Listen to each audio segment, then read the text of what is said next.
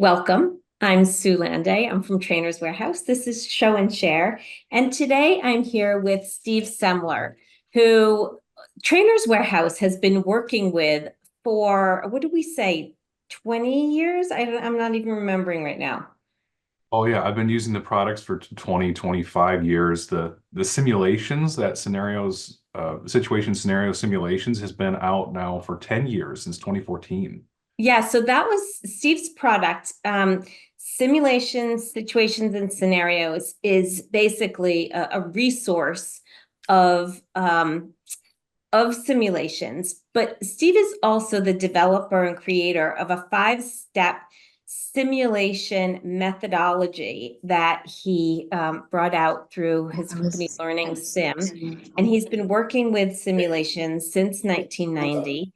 And he's written a book and focuses also on turning techies into leaders. He's doing a lot of work now on building mental fitness. Yes, yeah, And creating strong leaders. And so, Steve, thanks for being here with me. And I'm going to, Steve and I kind of had a little powwow, that's actually not right. You're not supposed to say that. Erase. Steve and I had a conversation before we started earlier in the week and decided that we'd kind of arrange today by first showing you a little bit of the product workplace that Trainers Warehouse came out with recently. And then I'm going to turn it over to Steve, the expert in simulations, to talk about top tips for facilitating. And then we'll kind of come back and go through an example. So that's what we're looking at today. So thank you all for being with us. Okay, I'm going to share my screen and pull up our PowerPoint. So workplace, and Steve, how did I do introducing you? Did I catch the top points? Yep, that Okay. was fine. Thank you. All right. So workplace has 18 scenarios, and scenarios are really for practice. So if you don't see the perfect scenario for your situation, that could be okay. And Steve will talk a little bit more about this in greater detail. But because it's practice, you're practicing the skills of communication and of building trust. And so sometimes the actual content, isn't as important as those methods and the way you're having your conversations. So among these 18, we have of 3 for resolving conflict. We have managing performance issues. Building sensitivity to diverse differences. There's 4 there. Rebuilding broken teams, and resolving organizational issues. And you see a title for each of them: styles clash, communication styles, subpar performance, and just a little blurb about what's kind of the overview of the scenario. So, if you're looking through your deck, and this is what the deck looks like. You can't see it. I'll show it to you later. But if you're looking through the deck and you remember, oh, this one was about CJ or Miguel or whatever, it kind of gives you, a little hint to find it. And they're also numbered, so you can find the scenario you're looking for fairly easily. We do offer some facilitation suggestions. Once you choose your role play scenario, you're going to decide, read it through, decide what sort of conversations you'd like to practice. And Steve, again, is going to go in a little bit more detail on, choices you might make to facilitate this, reminding players that there are no right answers. The exercise is about practice. And I'm continuing to repeat this. And you have some options about whether you're going to facilitate this in front of the room and have participants kind of take turns doing this in front of the full group, or whether you want to have set people up into, pairs or trios to kind of work through and practice some of these on their own. Okay, so, and this is what, we're not going to work through this right now, but you'll see there's a description of the situation on the first side of the card, and on the reverse side, work it out. So here's some here's the information, brainstorm possible solutions, practice facilitating a conversation, role play one-on-one. So you have a few ways to think about that. All right, so that was kind of my quick intro for the product. And any questions about that before I hand it over to Steve to talk more specifically about tips? Just take a quick pause. Yeah, this Okay. is a deck. This is a deck of situations that really lends itself, and Sue's team has written it really well with the different kinds of most common, kind of like the 20% that make up 80% of the difference for all sorts of those leadership, supervisory, and interpersonal skill challenges. So absolutely check this one out because it's got some great stuff in it too. Thank you. Thank you. And this is flattering to me because this is the expert.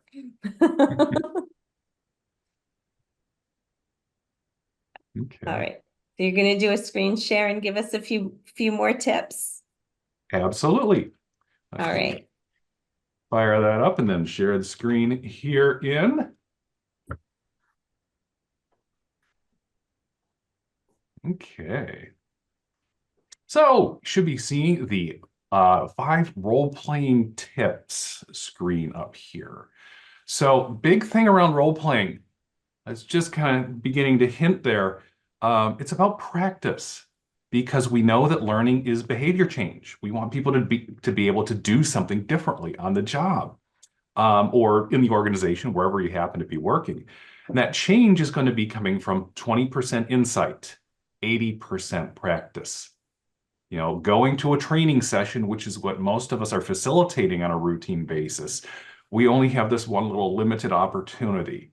So we can give them new skills, we can give them new knowledge, new techniques, but we've got to somehow get them into the practice. So given that the behavior change is 80% practice, at least start them off with that. Encourage people to try something new. A colleague of mine, Erica Anderson at Proteus International, wrote a book called Be Bad First. Oh, And I it's love about, that. yeah, it's about giving yourself the permission to try something and be bad at it, because no one is good at a new thing right out of the gate. So encourage your participants to try something new, try it out, and have it be okay for them to do something even really wacky, do something the opposite of what they think right answer is. So that kind of stretches their minds a little bit and breaks the ice, so to speak, for trying out the skill. Mm. So with the practice, you have some options. So presumably, because you're running a training session, you've got some content you want to get to them. So you may have a model or a technique or something like that. It's okay to deliver that before the practice and say, hey, we're going to learn this. I want you to try it out in our practice session. Or you can say, hey, let's kind of try out what we would normally do with practice, and then I'll give you a model to kind of wraps it up and makes it even better. Ideally, you would use that if you can do a second round of practice. But if you can manage the time, strive hard for multiple rounds of practice or spaced practice.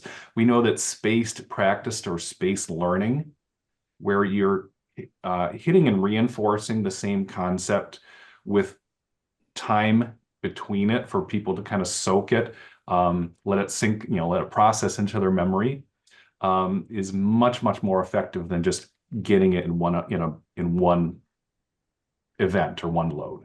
So go for spaced practice where you can. Second role-playing tip. Now, this is where we talk a little bit about using those cards and picking the right scenario for the situation you got. So match the scenario and the conditions. Oops, let me roll that back. match the scenario and the conditions to what it is that the audience needs. So this is another way of saying, start where your learners are, not where you want them to be. The reason that role-playing and scenario-based training or simulation-based training is so effective is because you make it feel like real work. So choose the level of difficulty that your participants are ready to handle kind of coming in. So you've just given them some ideas. You've probably taught them a thing. You've given a good example of what good looks like. Pick a scenario for practice that's relevant to their jobs as much as possible. So you can use either current pain points or ones that maybe the class has requested, or that you anticipate they'll face based upon what the sponsor for the training has given to you. So that's what helps you choose the scenario. Now, on the conditions, let me say a little bit more about that. Make the conditions like, are we going to do this in pairs? Are we going to do this in triads? Are we going to do this in small groups? Are we going to do it one-on-one in a fishbowl with a person, interacting with a facilitator? Make that fit the needs and readiness of the group. Steve, Recognize, of course, how do you know that? Like, if you're not, if you've not already worked with this audience before and you need to kind of tease it out, talk to the sponsor, talk to a manager or two. If you can, ideally talk to a couple of members of that training audience and say, hey, we're going to do a practice session. I'm going to have you practice the skill. I've got some scenarios for you to work with. I'm thinking of doing, calling on a volunteer and having them come up in front of the class and practice out, role play out the scenario with me. How do you think that's going to go over? Eight times out of 10, the person's going to physically draw back from you and say, oh my God, no, please don't put me on the spot like that. If they've already gotten some comfort, then the fishbowl piece, or if everybody's going to take a turn in a round robin with the fishbowl, and you've already made it okay to be bad first, then the fishbowl can be really helpful because everybody sees all the scenarios and everybody gets to see all of the different techniques. Time-wise, you really can't go more than maybe 8 to 10 people for a kind of a classroom fishbowl, activity that way. But if there's more reticence or kind of hesitation, you might want to do triads, especially if you're doing virtual training. If you're doing this online, like in Teams or Zoom, organizing into little either pairs or triads, groups of 3, and putting them in the little breakout rooms lets them really have that interpersonal dynamic where, okay, Steve told us what to do. Do you understand what we're supposed to do? Well, okay, let's try this. So they start out, they try it, they follow the instructions. It's low stress, high benefit as they're figuring it out for the first time.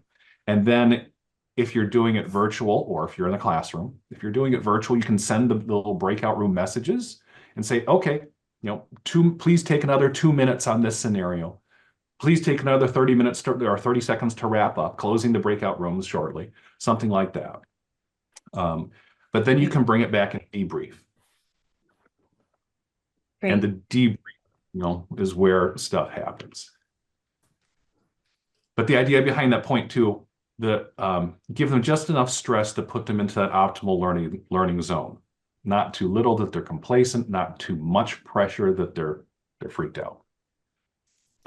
And talking about stress, let's talk about immersion, different levels of immersion. So we just said many people are scared to death of role playing, especially in front of a group. Make it okay for them with this technique called role play light. So role play light, if it makes sense for your group, is where you're not having people just take on that role and play it out like they're on stage. But it's kind of a little bit closer to a case study where you say, here's a scenario. How would you start this conversation? Try out, say the words, practice starting that conversation, and partner, learning partner, give them some feedback, talk about what you think that the other person in that conversation might say. So learning partner, listen to them start the conversation, and then you can say, well, what if the person says this? What if the person does this? Or you can offer your observation. How would you handle, how would you take this into the feedback portion? Or how would you handle an objection? Whatever's appropriate for that particular scenario. So that role play light gives you a less immersion. You know, when we talk about kind of either gaming or improv or acting, it gives it a little bit less pressure for the person to have to feel like they have to get it right and they're on stage.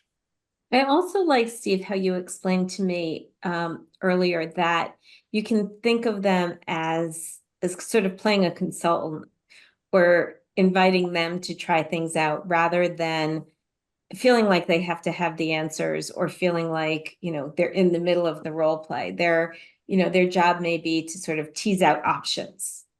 Like, Yeah. could we, might this work? And so it becomes a conversation about, how could we have this conversation effectively rather than, jumping in and having to do it immediately.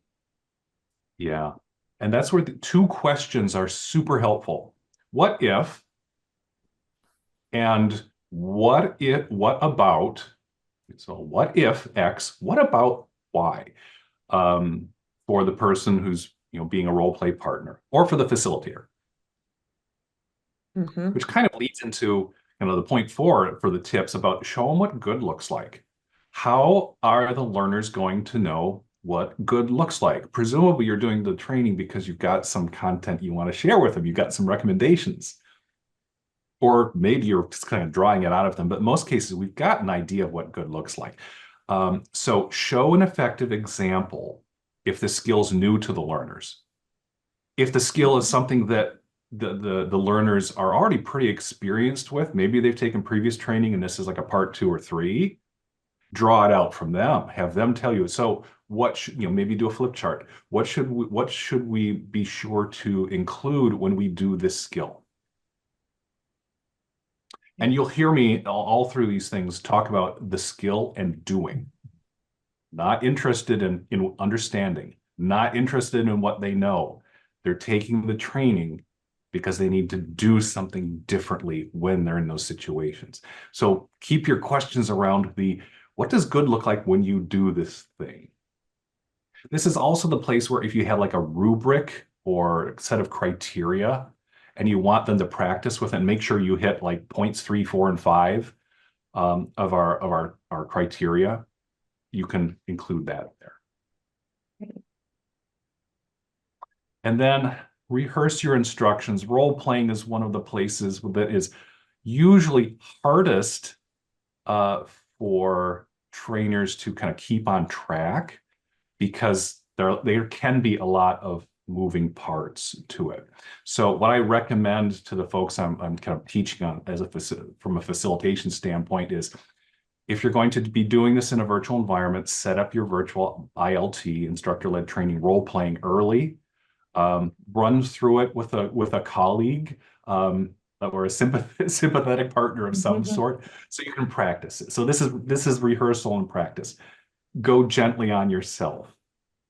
The first time you're running an activity, kind of try and figure out, how do I give the instructions so that they're clear? How do I give instructions to the learner? How do I give instructions to the partner and or observer if I'm doing a triad? When am I going to give them the handouts? Like with the deck of cards, the work plays. When am I going to give them this? What do I want them to look at as I'm talking through? But it seems like another question is, do I want them all to be doing the same role play or different role plays? Yes. Yeah. Ideally, this will depend, again, go back to pick the scenario piece. But if you can have small groups or different groups do different scenarios, then you can get even richer feedback when you debrief it coming out of it. Right. One technique that's really helpful for us as facilitators to remember is to give only one step of instructions at a time. So for example, and then pause until the learners are ready for the next step. So Um, okay, take out your worksheet. Everybody got your worksheet? I'm going to check that. Okay, the first thing I want you to do is to get into these partner groups. You're going to work in pairs. Okay, call off, 1, 2, 1, 2, 1, 2 around the room. Here, you start. We count them off. Okay, people who had one, your partner A. Or if you're in a group piece, you can say, okay, person whose birthday is closest to today, you go first. Something like that. And then you have, okay, take a look at the scenario you've been given. Okay. Partner A, you're the learner, you're the manager this time. You are going to do this first, and you give them that instruction. So Stop, you're making pause. it very transparent, each step of the way, very clear and very simple. Yeah, Yeah.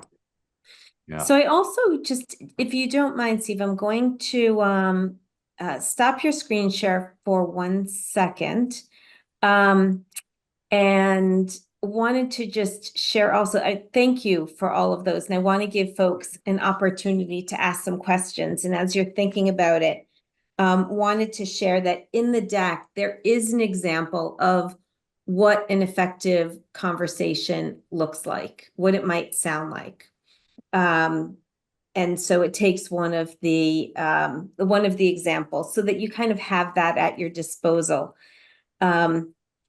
And there's also some debrief questions, and they're kind of broken down by how did it feel? So expressing your understanding that role plays can be uncomfortable, encourage the group to work through some of these feelings. What made the exercise difficult? What normally happens when you face difficult interpersonal situations? What caused stress, etc. And then focusing a few questions on how did it go? And finally, what can we take away from all of this? The final reason that we even bother with these tools. So we do have one that we can read through together and talk about it. Want to just kind of gauge the group. If I don't want to jump into that yet without asking if you have questions specifically for Steve or for me about things that we've already talked about. Yeah. What are your questions? Come off mute or plug them into the chat.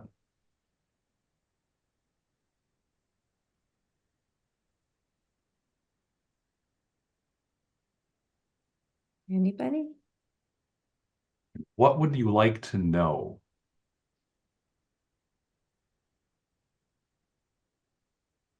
All right. Well, while you're thinking, and again, feel free to put it into the chat. I love that idea of giving people space and encouragement to make mistakes. Like, what are the things that you shouldn't say? Let's start with those. Like, if you were trying to sabotage this, what would it look like? And that might also kind of bring some humor and then really let people, have some laughs, break that down and play with that. So you guys give me some thumbs up or down. Would you like to look at a sample and kind of go through it together? Nods, thumbs. Okay, I'm seeing at least a few. So and I love that also to not call them role plays at all. But to give them a different name, to call them, practices. Okay, so here we go. So let's come back to let's go to this in slideshow mode. Okay. While we're doing that, Sam, do you have a question? I do, yes, thank you. So I love this content, first of all. It's very clear and I appreciate y'all sharing. We do a lot of work with students, and some of the work that we do is trying to get them to engage in conversations where they have to do a lot of perspective taking, kind of in this role play context. What we run into the challenge of, though, is that sometimes they have a lot of difficulty, or I should say, we have a lot of difficulty getting people to agree to be the devil's advocate or to kind of promote the bad side or, to practice having those hard conversations. Do you have any tips about how you can get people involved in these kind of role play scenarios where they might have to role play a situation where they're the bad actor? Yeah. One of the things that I typically find helpful is to give like the partner who's going to be the role play partner, not the learner who's responsible for doing the conversation, but the partner, to give them some instructions on like how bad to be. Typically, what I'm going to do with folks is say, hey, when you're the partner, be realistic, but your focus is to help your learning partner learn and practice this skill. So do think of things, do bring up things that may be real life kinds of objections, but don't go any type of harsh or kind of abrasive unless that's what they're ready for. And if you think that that's what's going to be needed as the person who's the practice partner, ask your learning partner if they want to try that. So it's kind of based on consent. Great. Thank you, Sam and Steve, for question and answer. Cassandra's asking, Steve, in your experience, what are the best timeframes to allow for scenarios? A lot of it will depend upon how complex the scenario is. So for the work plays, these are actually scenarios of different length, even different depth and complexity. There are some that are kind of team-based. If you're doing a kind of like a partner activity, typically that conversation is about 5 minutes per person, then rotate, or 5 minutes per person, 2 minute kind of discussion, and then rotate and give partner B that same amount of time.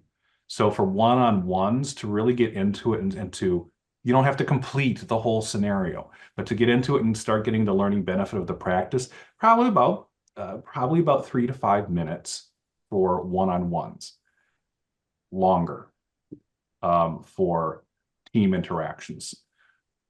All right. I know we're coming up on the half hour, but let's look at one of these. I understand if folks need to, have a hard stop, but let's do it. And please stay if you can. So, all right, this one is remote work. It just isn't working. And Steve told me that this is actually a pretty common thing these days. So, when the pandemic started, remote work saved Bluebell's manufacturing. It's a familiar story. It was convenient. It allowed the company to draw some new talent from remote locations and improved employee morale. Now, however, the management team finds the remote work structure is taking a toll on interdepartmental communication, mentoring and training, and product development. As such, the executive team decided that employees must be in the office at least 60% of the time. The arrangement should be managed by each department head. On your team, some employees have been contentious about it. So just a note about when we create these scenarios, we want to give you enough details that you got something to talk about, something to kind of make it interesting and, up the ante a little bit. At the same time, we don't want it to be too complex. So we're always trying to find that balance. And so here are a few more details. Jermaine lives 45 minutes from the office and refuses to abide by the new rule, saying it's ridiculous. Working from home, I'm more efficient and have fewer interruptions. He's offered to come into the office 2 days a week, every other week, but that's it, he says. Lana then says, she prefers to work in the office, but not all alone. Her house is not work from home friendly. She won't get into the issue of her housemate's boyfriend. Plus, she values face-to-face time with her colleagues and manager. She's new to the company and wants to make connections. So that's the setup. Now on the Work It Out page, we have Human Resources has provided you with stats from company execs regarding the sizable delays in product development, the tripling of time required for onboarding, negative impact on company culture, and information sharing. Plus, she says, the laborers who must come in feel like second-class citizens because there's no option for them to work remotely. It's taking a toll on the whole organization. So that's a little bit, this is a longer scenario. Some of them don't have additional descriptions on the backside. So, and this comes to Steve's point about preparing yourself in advance. So underneath, we have a few options: brainstorm possible solutions and ways to come to a shared understanding. So this might be preparation for a role play where you're talking about, that consultant approach. How do I think about this? Practice facilitating a conversation with the group in which you jointly strategize some possible solutions that could meet everyone's needs and interests. Alternatively, role play one-on-one conversation with Jermaine or Lana. So you have some different options here. All right. And I'm that's not where the going to put practice. us on the spot to actually do that, but seeing a role play like that, anyone have any suggestions about how they might approach it? Either Steve or any of the others who are participating with us today.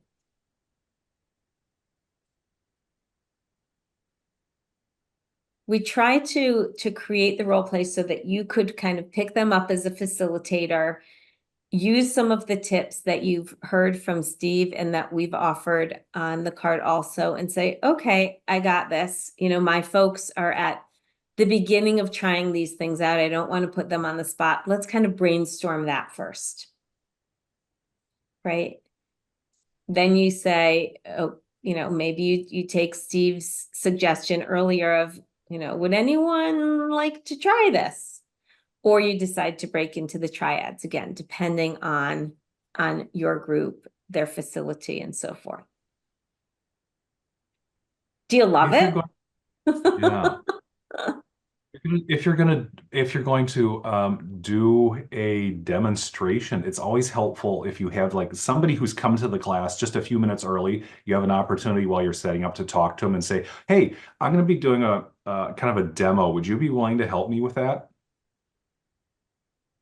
So you've got your accomplice Oh, I love preset. that too. I love that too. Well, again, 18 scenarios to play with. And, we want you to have fun with them. So Steve and I are going to hang on for a little bit and give you some time if you have other questions, but you're not quite sure what they are.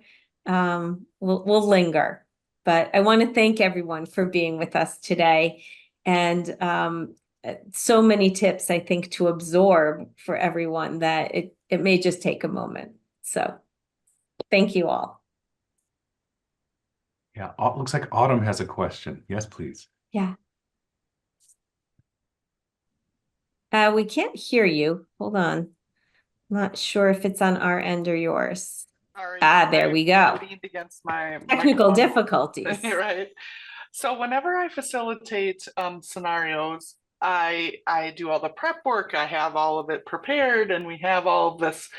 And then they break out into the scenarios, and then they like kind of one to the script, and then they just like they're like, now what? Instead of like engaging with it. Do you know what I'm saying? And truly practicing the skills of like, you know, I want you to be a devil's advocate in here because I want you to practice the skill of like listening and trying to facilitate around someone, kind of challenging you. They really have a hard time. So how do you like manage that? Does that make sense? Oh, absolutely. Yeah. If it's a kind of a cultural thing with your organization or the groups that you're training, it can be helpful to demonstrate what that looks like before you send them into the small groups where they're not really sure what that is. So you might have some questions prepared, um, like saying, okay, here's a scenario. First, work through it and figure out how are you going to start the scenario? What are you going to say? Remind people it's important to say the words because thinking and saying are relying on different parts of the brain. We want you to be able to say the words, even if it's just to start up that first couple of sentences of the conversation. Okay. Partner, I want you to think of 3 things that might be difficult about that situation or that conversation. And I want you to ask the learner, what about if the person says this? Or what about if the person does this?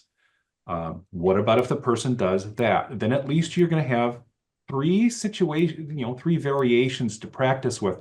You can think them out, and then learner, when your partners gives you those, just take a little bit and then try words. And it's okay to be bad.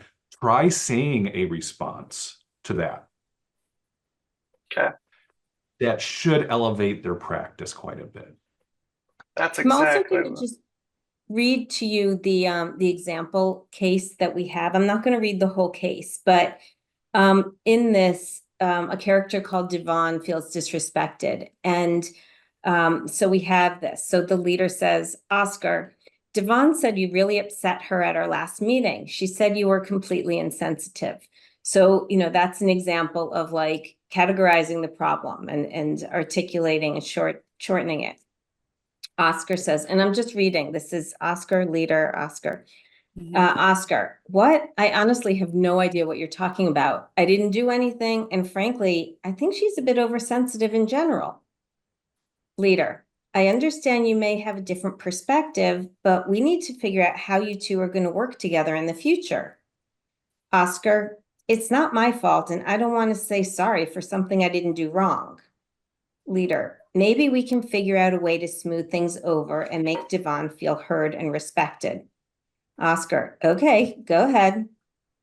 Leader, I think you need to have a conversation with her. Maybe you can say you didn't mean to upset her. You didn't understand the cultural differences, and you'll be more sensitive now that you're aware. Do you want to practice what that might sound like? Oscar, sure, but I think this is ridiculous. Leader, maybe not. Clearing up misunderstandings and showing respect are important for strong working relationships. And, you could even give this to 2 people to role play with each other and read out. But basically, it gives an example of what 2 people having this conversation might look like. Being a little defensive, trying something out. Yeah, Nora, please. I love that last piece because that now you're doing it the way I love to do simulations and these kinds of things, which is I call it scripted practice and real play, not role play. Role play people they want to commit harakiri. But scripted practice is you say this, you get them started down the garden path where you want them to go. And then what I do after that is I give talking points to each person that the other doesn't see. They both see the same, this, but then they each have their own talking points that they can start going through. And then it's on your own and take it from there with your own experience. So I think that's a really, being more directive with it gets people started, gets them unstuck. But most importantly to me is it gets them going down the road I want them to go down. I want them to have that conversation. And here's where the focus is and the honing in on really what the problem is, that sort of thing. Otherwise, they just make up stuff. I never do role play. 2 people up in front, nah, they're just showing off. You got one clown and one jerk and one pathetic. It never plays for me well at all. I like the smaller groups, and I'm interested in rubrics. If you have rubrics for some of these, I'd like to know what the criterion is. So I'd be really interested in anything like that you have that's also available. Yeah, exactly. Yeah, I was thinking the same thing when they were talking about the rubrics up there. I'm like, that's interesting. People tend to follow a rubric, and that would encourage them to get past the normal like back forth. And if like, so that's interesting. Yeah, like, is there traditional things that you see you've tried or seen on a rubric? You're also reinforcing the skills that you've just taught in the course. I mean, isn't that what the simulation isn't the course. The simulation is a practice experience during the course. So you obviously have already delivered some sort of content about what to do in certain situations. And so be interested in what the rubric, if you have rubrics, or if anyone has rubrics that go with some of these scenarios, I'd be real fascinated. I think it's Yeah. helpful to give people that much The content. work plays are just the scenarios themselves. But Steve, in your book, Situations, Simulations, and Scenarios, do you have a set of rubrics in that tool as well? Absolutely. In that I'm product, gonna the put a link to that. scenario situation simulations product, every every one of those individual situations and every one of the team situations has a set of a rubric or standard. Like, these are things that we know are good. Look for these things. Evaluate yourself against these things. It's supposed to, like Nora's saying, though, it's the practice. It's supposed to go with your content. So that particular set of stuff is going to give you the best kind of just general best practices for different kinds of scenarios or skills. Then tailor those, because that's a white label product where you get the Word documents and you get to change it to whatever branding and whatever details you need as, you know, the facilitator, the trainer, the instructional designer. So yeah, but it'll give you places to start. Right. Okay. Yeah. So I feel like, you know, with work plays, it's really just the raw materials of those situations. And it would require, as you're saying, both Nora and Autumn, that the facilitator, you know, kind of tease some of those other details out. And maybe we can put together some teaching notes for each of these. It's not part of the product right now, but Steve's book really and his resources are excellent accompaniments with a lot of that. Yeah. The As I fast said, and dirty. he's the ringer here. What did you say? Sorry, Sue. I was going to say, the fast and dirty way to create a rubric is to take your content, you know, whatever model or thing you're teaching as the skill, and then pick the top 3 things that you want to see them do. And that's it. Just like, make sure you cover these 3 things. And then the rubric is kind of at its simplest, it's a yes, no, I used this for each of those 3 items. Or you can make a scale if you want to, or something like that. It's sort of your point number 3, which is 4.4. Show them what good looks like. Then you need to be demonstrating. Otherwise, people just make up the worst of the worst of the worst, or fall into being class clown and horsing around and showing off, and exhausting. Exactly, Nora. Yeah, I mean, there's a lot to making scenarios effective, right? And to creating them. So part of it is like creating the situation, making it realistic so that people can get involved in it. But then it's also how you set it up and how you debrief it and how you facilitate it. And, you know, that's all the hard stuff. That each Ever piece. use props, cue cards about who's played which role, or hats or something? Did you ever use props or anything to get people even more engaged in getting into the role, instead of they're less feeling like it's them because they've got some sort of costume or mask that they're playing forward? Yeah. You're nodding, Steve. There's a really cool exercise that I did. Haven't used this for a while because the props weren't mine. The props were my organization's at Personnel Decisions International. But we had a conversational kind of role play practice where we were going to we gave the pairs each a hat to put on, like a ball cap. So it had the bill. You couldn't see what was written on your own hat. You could see what was written on the other person's hat. And the statements on the hat were like, ignore me, or praise me, or listen to me, so that I can't see what the other person's reacting to me from, but they're reacting to my hat, I'm reacting to theirs. So we have them just talk about a particular, nothing, no special topic. But talk through like talk through how you would have a conversation with an employee about their benefits. I don't know, something silly. But then the real debrief point was now take off your hat and look at it. How do you notice the other person reacting to you based upon something you can't control and something that's a characteristic that you may not have any knowledge of whatsoever?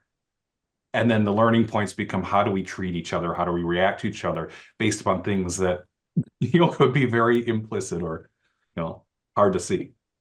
I love that. I love that kind of visual. I think it really has impact for people. It also takes them outside of themselves.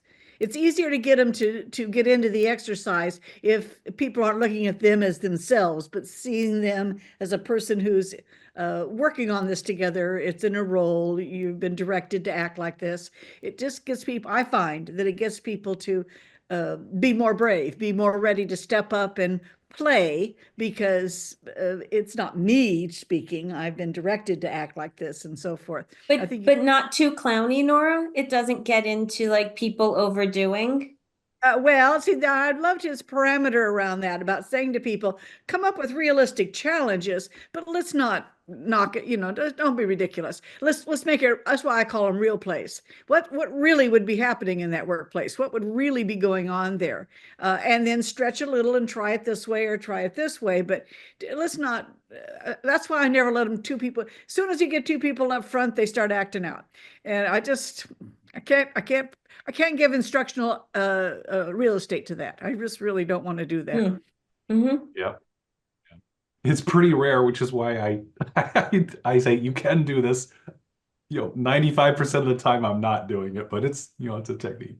Well, the only time I'll do it is when I'm the one who's doing the demo. And then that's your point number 4, show them what good looks like. Here's what I want you to do. And then you're looking at the rubric. Which of these marks did I hit? Check, give me an evaluation here. So they're used to looking back at the rubric and making sure they're hitting the marks, and that I have to make sure I'm actually demonstrating what's good. Oh, there's the trick. Yeah. I have a saying that I've been using for a long time. It's like the real world has a lot of rough edges. Simulations are only where necessary. Yes. Mhm. Yes. Great. Walk in the shoes. Thank you very much. Thank you. Thank you. Any other questions before we wrap things up? All right. Well, Steve, thank you. Thanks to all of you for questions and contributions and being with us today, and contributing so much to my learning as well. Thank you.